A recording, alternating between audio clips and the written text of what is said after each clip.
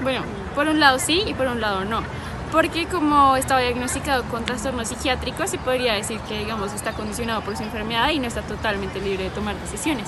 Sin embargo, pues se denota que él podía decidir, pues, si violar o no a los niños de cierta manera, y pues también como que dicen que está condicionado por el pasado que tuvo con su familia, el maltrato familiar que tuvo y la violación que tuvo años anteriores. Entonces creemos que no estuvo en total libertad, pero pues en parte también podía tomar decisiones pues a la larga. Bueno, básicamente el objetivo de él era como raptar a los niños de bajos estratos socioeconómicos, los cuales estuvieran en un lugar público y fueran muy asequibles para él. El medio era ofreciéndoles dinero, ofreciéndoles cosas que los hicieran como que los atrajeran para el podérselos llevar, y el fin era, uno, maltratarlos, violarlos y matarlos para él sentir placer, además de cómo hacer justicia a lo que a él le había sucedido. Bueno, dentro de los motivos internos estaba como la depresión que tenía él tras vivir todo ese maltrato cuando niño. Luego en los motivos externos encontramos que el maltrato era de su padre hacia su madre cuando él era niño y pues hacia él. El bien real no existe en este caso. Y el bien aparente era que él creía que estas acciones justificaban, o sea, como que en cierta medida, como que hacían justicia de lo que le pasó a él en el pasado. Ok, el motivo interno que él tenía era porque él sentía mucha soledad, porque el papá no le permitía socializar mucho con las demás personas.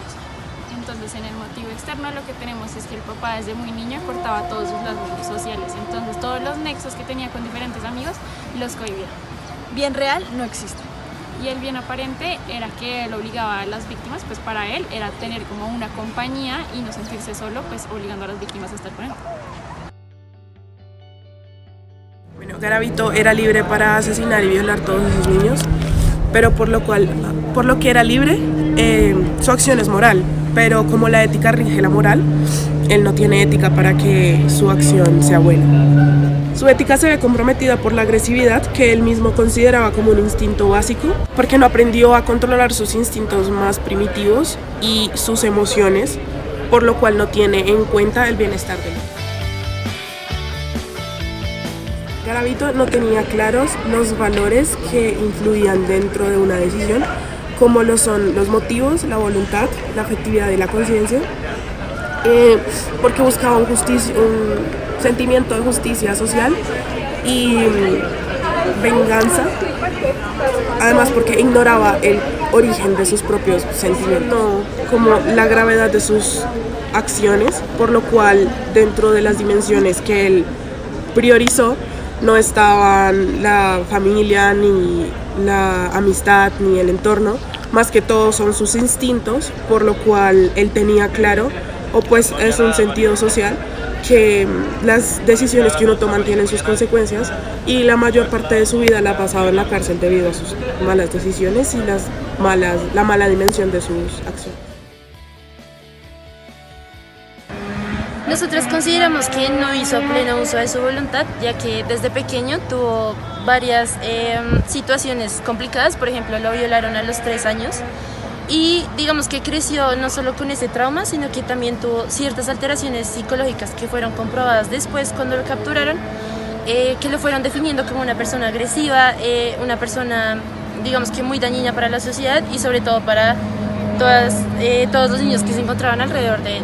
Él también fue diagnosticado con el trastorno antisocial de personalidad, que también digamos que no lo dejaba tener remordimiento, miedo, empatía con las relaciones interpersonales, tenía diferentes comportamientos de pedofilia. Entonces creemos que en cierta parte sí tomó ciertas decisiones, pero digamos que todas esas alteraciones no lo dejaban actuar en sus 5 sentidos.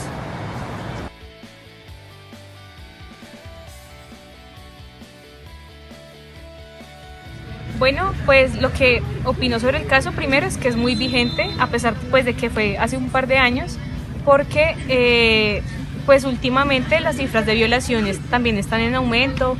Digamos que en las noticias uno también escucha un montón de casos de pedofilia, de niños que están desaparecidos, pues que tienen como 3 años y los empalaron. Entonces pues es un tema pues muy actual y que considero que es muy importante que hablemos sobre el tema para que lo que sucedió pues no vuelva a pasar y que no sean más niños o más mujeres o más hombres pues víctimas de lo que sucedió.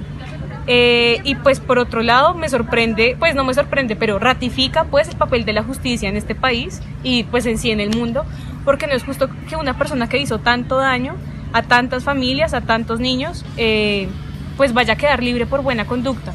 Y lo segundo es como que de algún modo todo el cuadro clínico que tiene, o sea, de sus enfermedades que le diagnosticaron, de algún modo es como si la medicina estuviera justificando su conducta. Y pues obviamente tiene una cosa de base, pues lo violaron a los 13 años y pues tiene un montón de trastornos, pero eso no justifica lo que hizo. Y pues no es justo que por buena conducta vaya a salir a los 60 años. Y ya.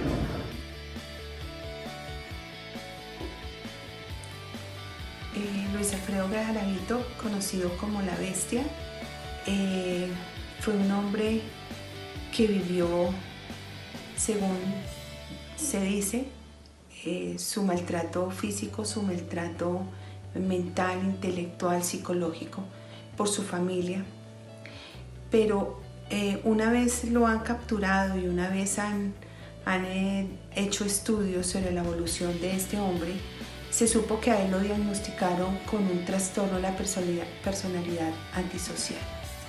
Esto indica que él no lo hizo conscientemente. Para llegar a un diagnóstico de un trastorno de personalidad antisocial, fueron muchos los momentos, los profesionales que tuvieron que haber intervenido para llegar a este punto.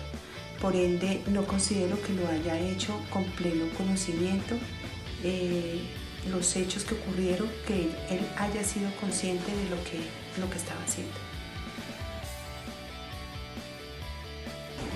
El caso del señor Garavito es muy conocido lamentablemente en Colombia porque dejó consigo secuelas en muchos niños, mató a muchos niños luego de haberlos violado. Esa es una situación que tristemente se ha repetido no solamente con él, sino con otras personas. Generalmente los violadores, considero, que llegan a estos extremos por muchas circunstancias. Para Garavito, y según las cosas que escuché por noticias, hay varias razones por las cuales él cayó en este grave delito. El primero, porque desde niño fue víctima de situaciones familiares, entre ellas de la violencia de su propio padre, el desprecio y el descuido de su familia.